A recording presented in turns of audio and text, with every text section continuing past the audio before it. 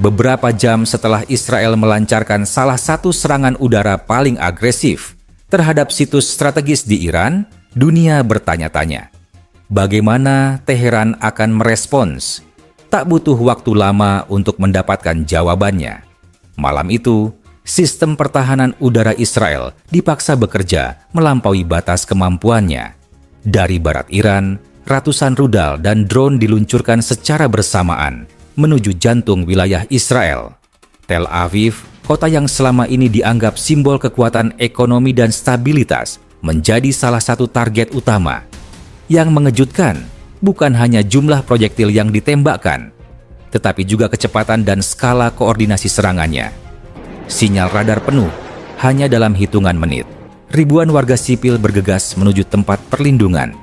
Apa yang terjadi malam itu tidak sekadar mengguncang Israel, tetapi juga mengirim pesan tajam ke dunia.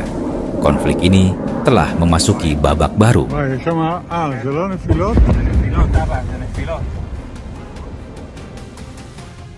Ketegangan antara Israel dan Iran memang bukan hal baru. Namun, eskalasi terbaru bermula ketika Israel, dengan dukungan diam-diam dari Amerika Serikat dan sekutunya, meluncurkan operasi udara ke sejumlah wilayah di Iran. Fasilitas nuklir, markas militer, dan pusat komunikasi strategis menjadi sasaran. Sejumlah ilmuwan dan pejabat Iran dikabarkan turut menjadi korban. Alasan yang dikemukakan, Iran diduga mempercepat pengembangan senjata nuklir, tapi sampai saat serangan diluncurkan, tidak ada bukti konkret. Bahkan, IAEA, Badan Nuklir Dunia, belum mengeluarkan pernyataan resmi tentang pelanggaran serius yang dilakukan Iran. Dengan kata lain, tuduhan ini tidak berdiri di atas landasan yang kuat.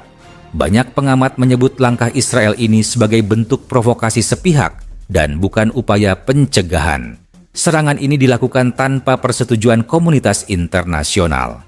Tehran pun menyebutnya sebagai agresi terbuka dan membalasnya adalah hak mereka untuk mempertahankan kedaulatan.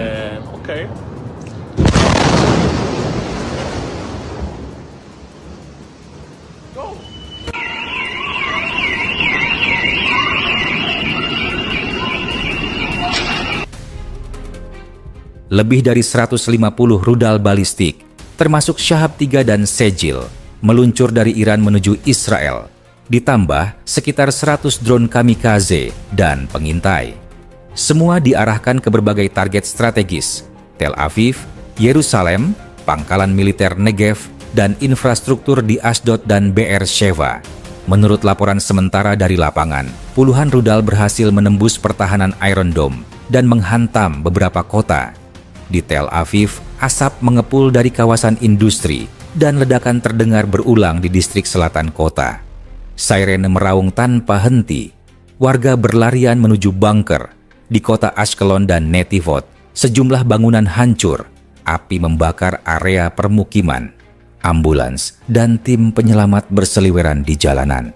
Sementara itu, di Yerusalem, dentuman beruntun dan cahaya terang di langit malam menunjukkan betapa intensnya pertempuran di udara.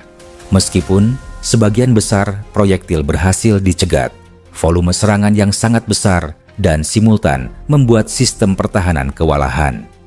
Pihak militer Israel sendiri mengakui ini adalah salah satu serangan paling kompleks dan terkoordinasi yang pernah mereka alami.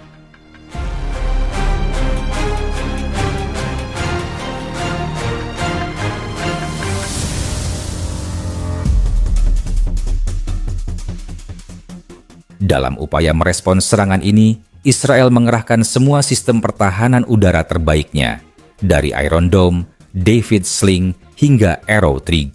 Sekutu Israel, Amerika Serikat, Inggris, dan Prancis juga ikut bergerak. Mereka membantu melalui deteksi satelit, radar lintas wilayah, dan beberapa aksi intersepsi di pangkalan militer Amerika Serikat di Timur Tengah. Pemerintah Israel mengklaim bahwa sekitar 80-85% rudal berhasil mereka tangkis. Ini tentu menunjukkan efektivitas sistem mereka. Namun, militer Iran menyatakan sebaliknya. Menurut klaim resmi Teheran, puluhan rudal balistik berhasil menghantam pusat komando, infrastruktur militer, hingga kawasan industri vital di Tel Aviv. Mereka bahkan merilis video serta gambar satelit yang, menurut mereka, menunjukkan kerusakan nyata di beberapa titik strategis. Sejumlah analis independen memang membenarkan adanya kerusakan besar di beberapa distrik kota, tapi hingga kini belum bisa dipastikan apakah semua itu disebabkan oleh rudal langsung atau pecahan proyektil yang dihancurkan di udara. Yang jelas, sistem pertahanan Israel tak lagi terlihat sempurna. Serangan berlapis dan simultan seperti ini berhasil mengekspos celahnya. Dan dunia kini menyadari, bahkan teknologi tercanggih pun bisa dilumpuhkan jika ditekan secara masif dan mendadak.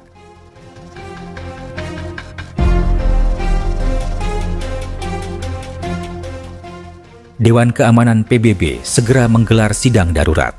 Amerika Serikat mendesak Israel untuk tidak melakukan pembalasan berlebihan, tapi tetap menegaskan bahwa mereka mendukung hak Israel untuk membela diri. Di sisi lain, Rusia dan China menyerukan penghentian kekerasan segera. Negara-negara Teluk seperti Qatar dan Uni Emirat Arab juga menyatakan kekhawatiran atas potensi perluasan konflik ke kawasan mereka. Presiden Amerika Serikat mengadakan rapat darurat dengan kepala intelijen dan militer. Sementara itu, organisasi kemanusiaan mulai bersiap menghadapi potensi krisis pengungsi baru jika perang ini berkembang lebih luas. Serangan ini membuktikan satu hal penting. Iran kini memiliki kemampuan serang jarak jauh dengan akurasi dan volume yang berbahaya. Mereka mampu merancang skema serangan kompleks, memadukan drone, rudal, dan saturasi volume tinggi yang cukup untuk mengacaukan sistem pertahanan musuh.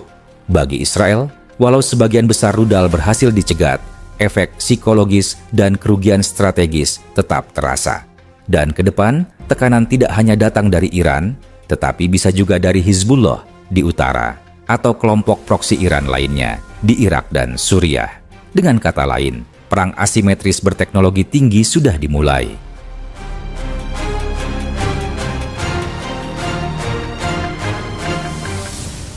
Iran telah menunjukkan bahwa mereka tidak akan tinggal diam saat diserang. Dan Israel kini harus memutuskan apakah akan membalas lebih keras atau menarik diri ke jalur diplomasi. Dunia menahan napas, berharap bahwa langkah berikutnya bukanlah tombol peluncuran rudal berikutnya, tapi pintu ruang perundingan yang terbuka. Namun, di Timur Tengah, seperti yang sudah sering terjadi, harapan akan perdamaian terlalu sering bergantung pada siapa yang paling terakhir menembak. Video ini disajikan dengan tujuan edukasi dan informasi berdasarkan fakta dan analisis yang seimbang. Kami tidak mempromosikan kekerasan, kebencian, atau ujaran kebencian terhadap kelompok manapun. Konten ini menghormati kebijakan YouTube mengenai ujaran kebencian, konten kekerasan dan provokasi, dan informasi yang menyesatkan.